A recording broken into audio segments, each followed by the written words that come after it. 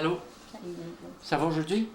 Léo Parent et sa femme habitent à Fort McMurray depuis le début des années 80, une époque où ici tout était bien différent. Ils adorent toujours leur communauté, aiment y vivre, mais ils craignent les prochaines années. Certaines frustrations, oui, à cause de construction de plus de gens. Comme au début des années 2000, quand Fort McMurray n'a pas su répondre à la venue massive de travailleurs.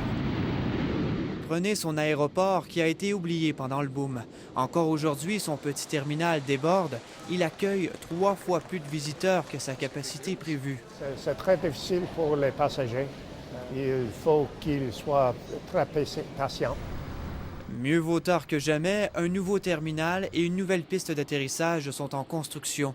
Ouverture prévue en 2014 avec l'intention de faire de cet aéroport régional un aéroport international.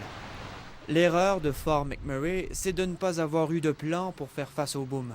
La ville n'était pas prête, il y avait c'était tellement occupé, il y avait beaucoup de projets, beaucoup de constructions. Et comme je dis, dans le temps de construction, McMurray n'est pas la même. Maintenant, l'administration municipale a retenu certaines leçons.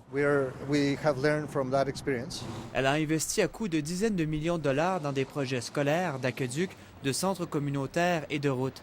Et même si elle dit agir à la vitesse de la lumière, ça ne suffit pas. La ville souhaiterait pour cela plus d'argent des gouvernements provincial et fédéral. L'argent, c'est le nerf de la guerre ici. Les revenus d'un ménage moyen sont de l'ordre de près de 180 000 $ par année, alors que la moyenne nationale est de 100 000 $ de moins. C'est très cher. C'est très cher. Cette agente immobilière le remarque. Les nouveaux arrivants sont parfois estomaqués de voir qu'une maison comme celle-ci puisse valoir près d'1 million de dollars.